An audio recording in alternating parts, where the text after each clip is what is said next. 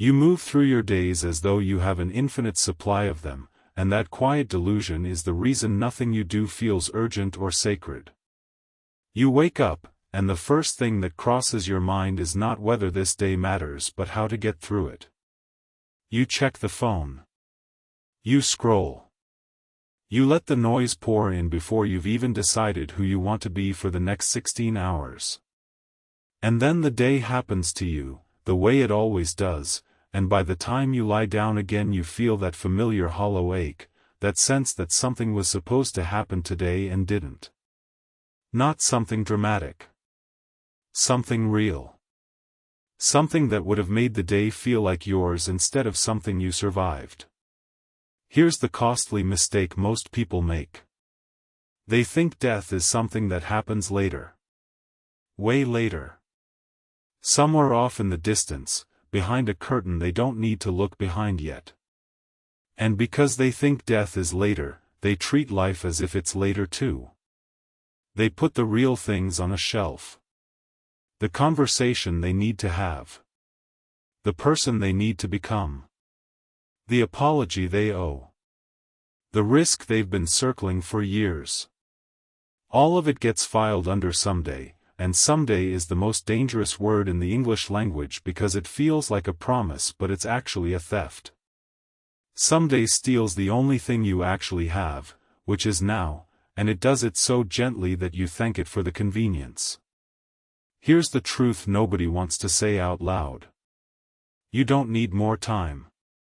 You need to remember that the time you have is already running out. Death is not the end of your life.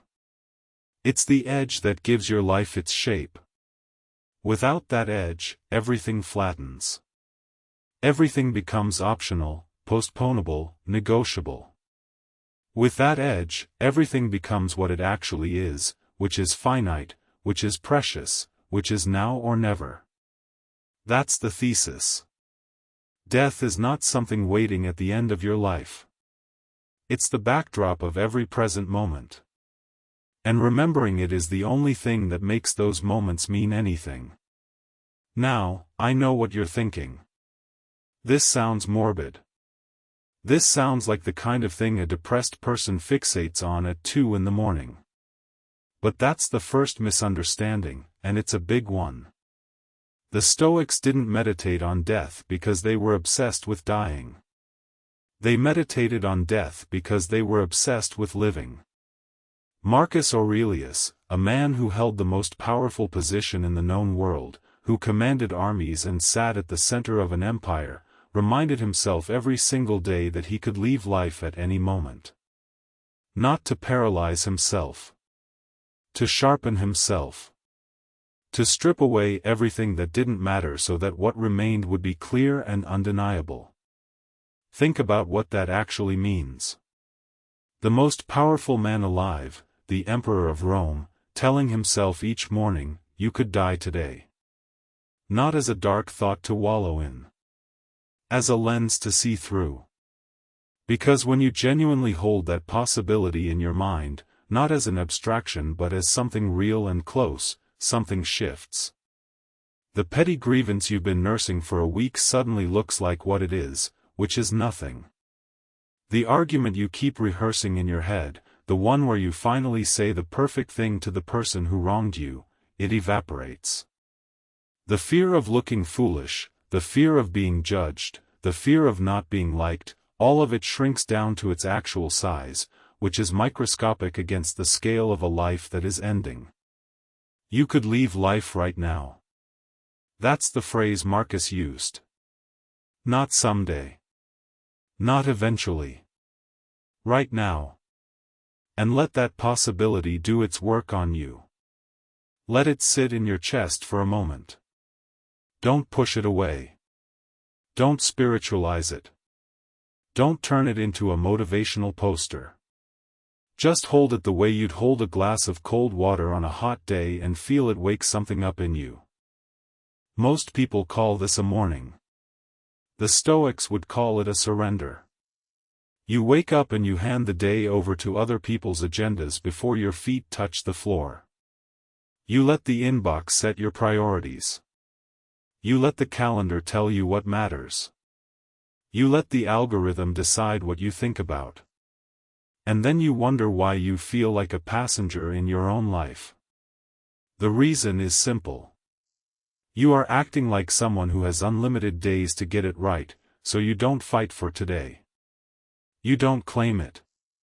You don't draw a line and say, "This day is mine, and I will spend it on what I decide matters, not on what screams loudest for my attention." And here's what nobody tells you about that pattern. It compounds. Every day you live as though time is infinite is a day you teach yourself that your life doesn't really matter yet. That it will matter later, when you finally get around to the important things. But later doesn't come. Later is a mirage that recedes every time you walk toward it. And what actually happens is that the years pass, and you accumulate a kind of gray, low-grade dissatisfaction that you can't quite name. You still don't feel whole. You still don't feel like you. You feel like a draft of a person, a rough sketch, someone who's still warming up for the real thing that never starts. That feeling is the cost of the delusion. That emptiness is what infinite time actually buys you. Because when nothing is urgent, nothing is sacred. And when nothing is sacred, everything is just noise passing through.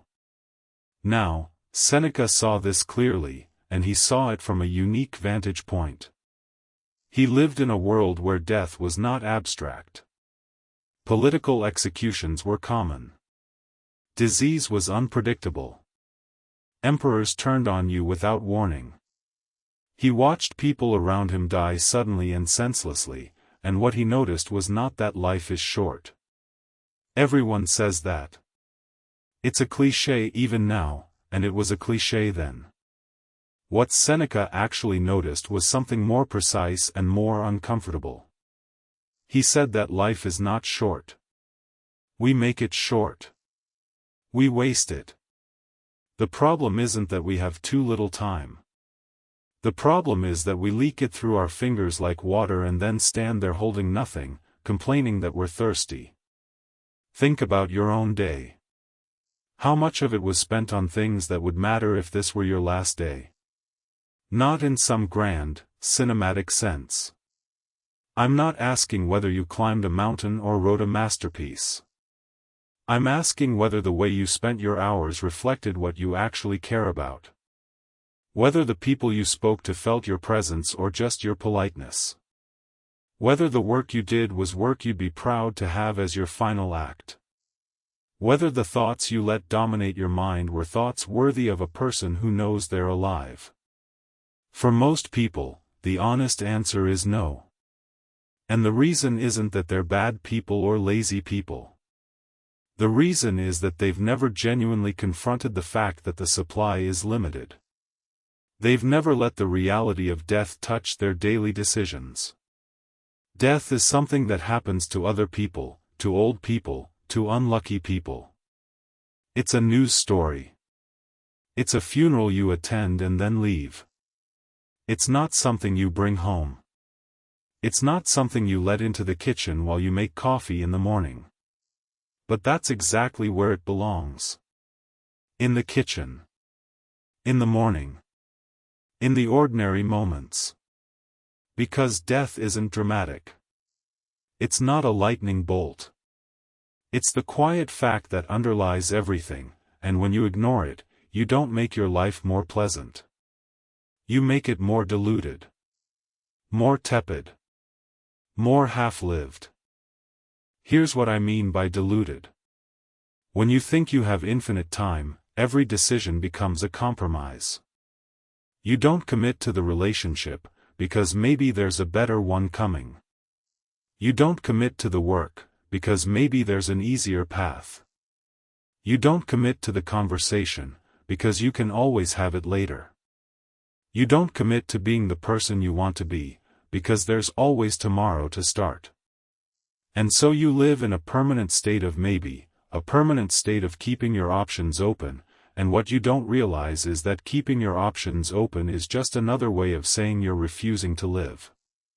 Because living requires commitment. Living requires burning the alternative.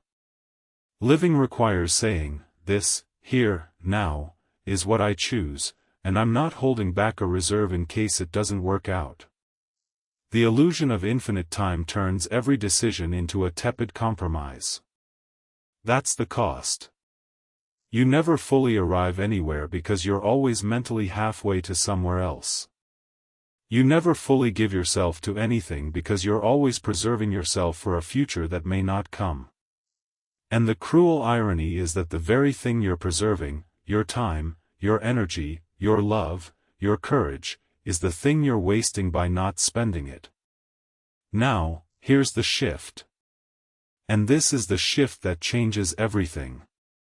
Death is not in the future.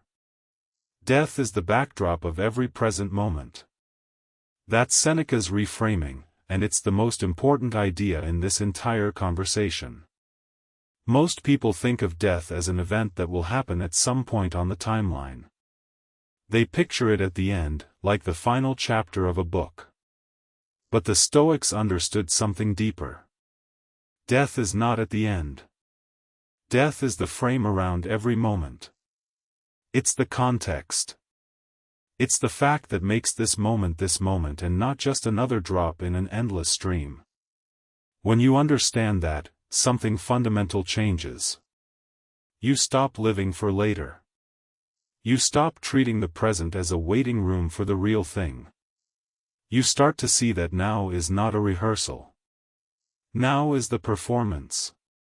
Now is the only currency you have, and you're spending it whether you want to or not. The question is not whether you'll spend today. You will. The question is what you'll buy with it. And that question, asked honestly, asked with death as the backdrop, is the most clarifying question a person can ask. What am I buying with today? Am I buying resentment? Am I buying distraction? Am I buying the comfort of not trying? Or am I buying something real? Am I buying presence with the people I love? Am I buying progress on the work that matters to me? Am I buying the version of myself I actually want to be? You could leave life right now. Let that come back. Not as a scare. As a clarification. Because when you hold that thought, really hold it, the noise drops away. The trivial concerns that have been eating your attention suddenly reveal themselves as trivial. The things you've been avoiding because they're hard suddenly reveal themselves as the things that matter most. And the things you've been tolerating, the situations, the habits, the relationships that drain you, suddenly become intolerable. Not because you've become dramatic. Because you've become honest. Death has a way of cutting through every lie you tell yourself, and the biggest lie is that you have time to waste. Now, I want to talk about what happens to people who actually practice this. Because there's a fear that stops most people from meditating on mortality, and the fear is this. If I think about death, I'll become paralyzed. I'll become nihilistic. I'll decide that nothing matters because it all ends anyway. That's the fear. And it's exactly backwards. Here's the truth nobody wants to say out loud. People who meditate on mortality don't live with less intensity. They live with more. Much more. Because when you genuinely understand that this could end, that you could leave life right now, the present doesn't become empty. It becomes charged. Every moment becomes the only moment. Every conversation becomes potentially the last one. Every meal, every walk, every ordinary Tuesday becomes something you're not just enduring but experiencing, fully, with your whole being, because you understand that it's not guaranteed. Think about the last time you had a near miss. The car that almost hit you. The doctor's call that could have been bad news but wasn't. The moment you thought you'd lost something irreplaceable. In that moment, after the fear subsided, do you remember what happened? The world looked different. Colors were brighter. The people around you mattered more. The petty things you'd been worrying about that morning looked absurd. You felt, for a few hours, completely and terrifyingly alive. That's what Memento Mori does. It manufactures that clarity on purpose. Not by waiting for a near miss to shake you awake, but by choosing to stay awake, every day, as a practice. The Stoics didn't wait for catastrophe to remind them that life was finite. They did it themselves, deliberately, as a daily discipline. Marcus Aurelius, sitting in his tent on a military campaign, surrounded by war and plague and betrayal, reminded himself that he could leave life right now. Not because he was depressed. Because he refused to let the day slip by unlived. Because he refused to let the empire's demands consume the man underneath the emperor. Because he understood something that most people never grasp, which is that the most powerful person in the world is still just a person, still just a body and a mind with a limited run, and that all the power and all the territory and all the legacy means nothing if the person holding it isn't actually present for their own life. And that's what this practice is really about. Presence. Not productivity. Not hustle. Not squeezing more tasks into fewer hours. Presence. Being here, actually here, for the thing that's happening, instead of being mentally in next week or next year or the version of your life you keep promising yourself you'll start living eventually. Because here's what's happening to you right now. You're living in a gap. On one side is the life you have. On the other is the life you think you'll get to someday. And you're spending all your energy straddling that gap, reaching for the future life while dragging your feet through the present one. And the cost of that is enormous. You're not enjoying the present because you're treating it as insufficient. And you're not building the future because you're not actually doing the work, you're just fantasizing about the result. So you get neither. You get the worst of both. You get a present that feels like a waiting room and a future that never arrives. Memento Mori collapses that gap. It says, what if this is it? What if this ordinary morning is the one you remember at the end? What if this conversation with this person is the last one you get? What if the work in front of you, the unglamorous, imperfect, in-progress work, is the work that defines you? Not the dream of the work. The work itself. Right now. As it is. That's not depressing. That's liberating. Because it means you don't have to wait. You don't have to earn the right to live fully.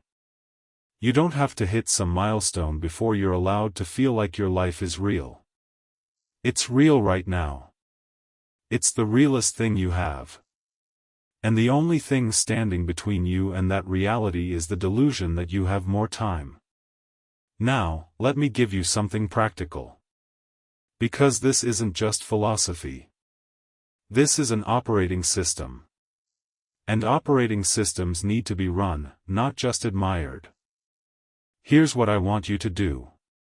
Tomorrow morning, before you touch your phone, before you let the world pour in, sit for 1 minute and say to yourself, I could leave life today.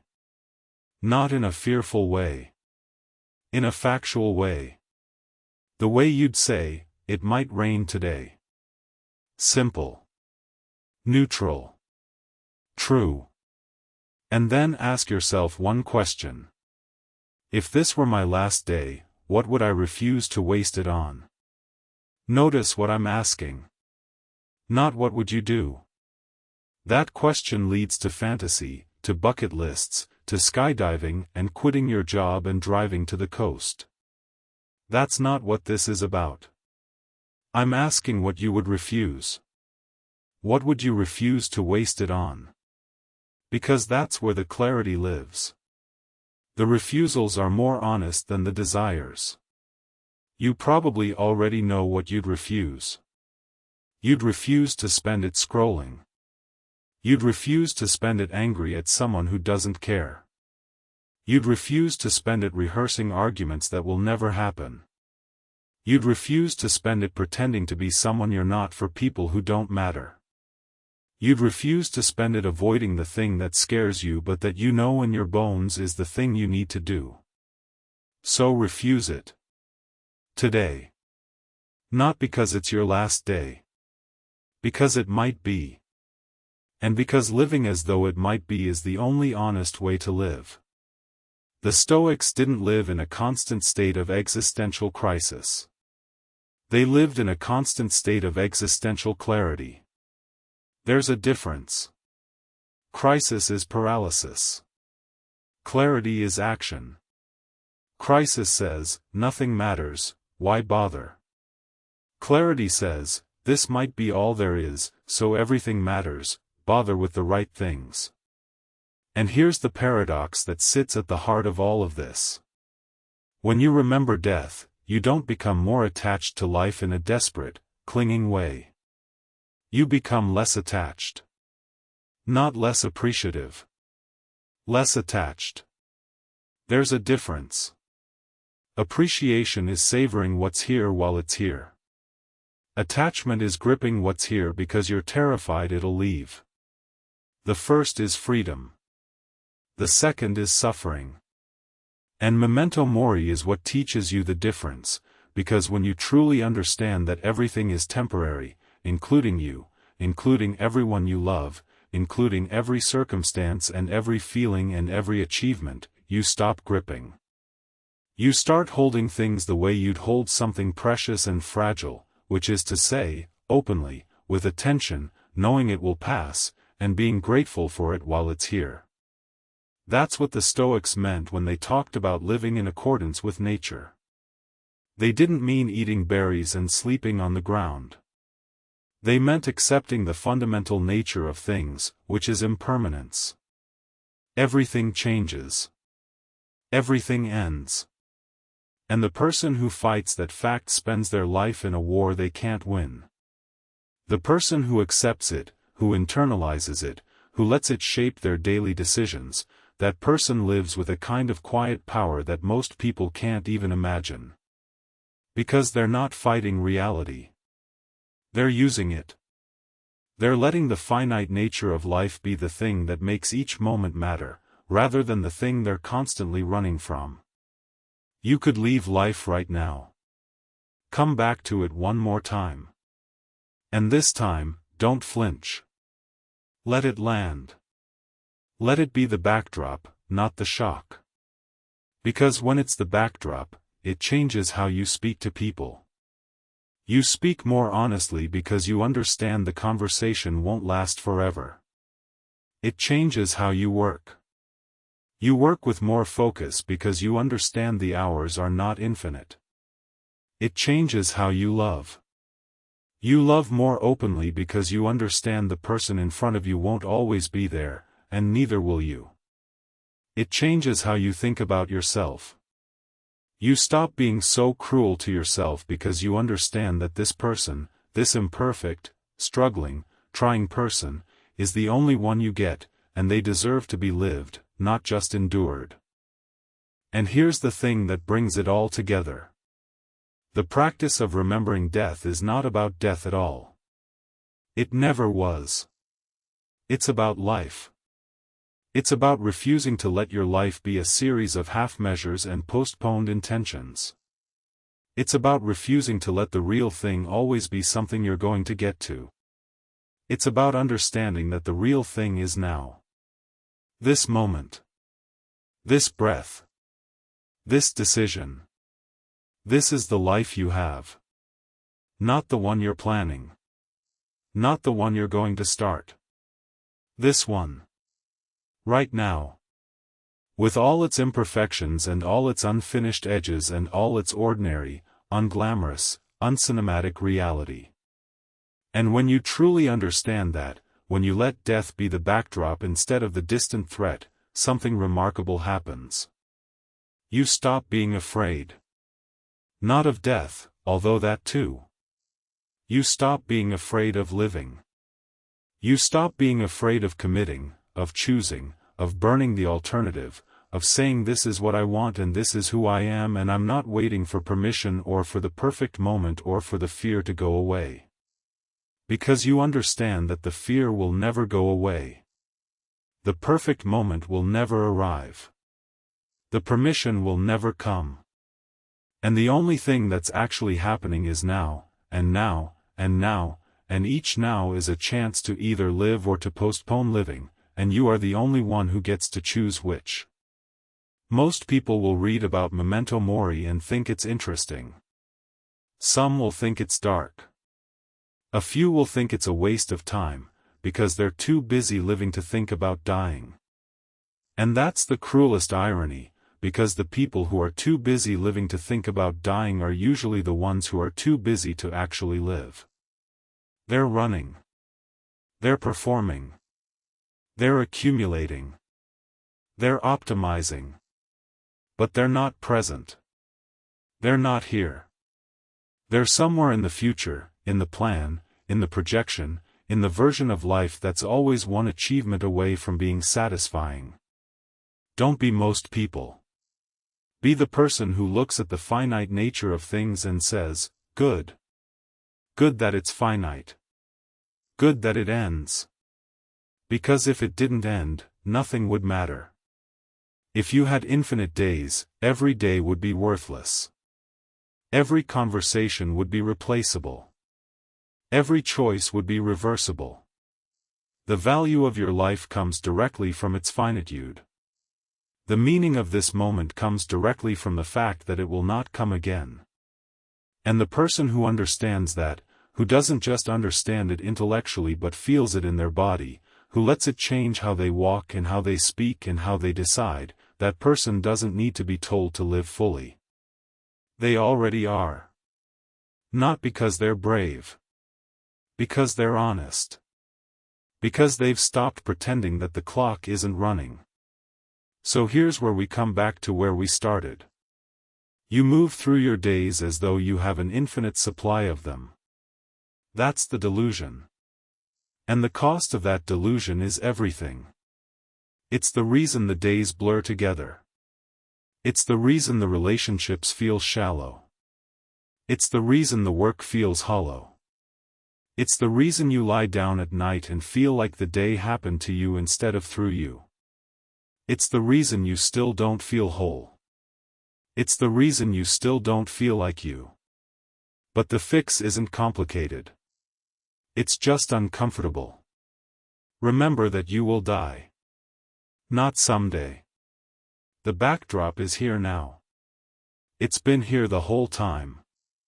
You've just been looking past it, the way you look past the wall of a room you're sitting in. It's there. It's been there. And when you finally see it, when you let it become part of your awareness instead of something you avoid, everything in the room changes. The light changes. The objects change. Your relationship to the time you're spending in that room changes. Not because anything physical has moved. Because you've finally seen the walls. Death is not the end of your life. It's the edge that gives your life its shape. And remembering it is the only thing that makes the moments mean anything. You have one life. It is happening now. Not later. Now. And the only question that matters is whether you're going to keep pretending you have more time, or whether you're going to pick up the one you have and actually live it. You could leave life right now. So live like it. Stay awake.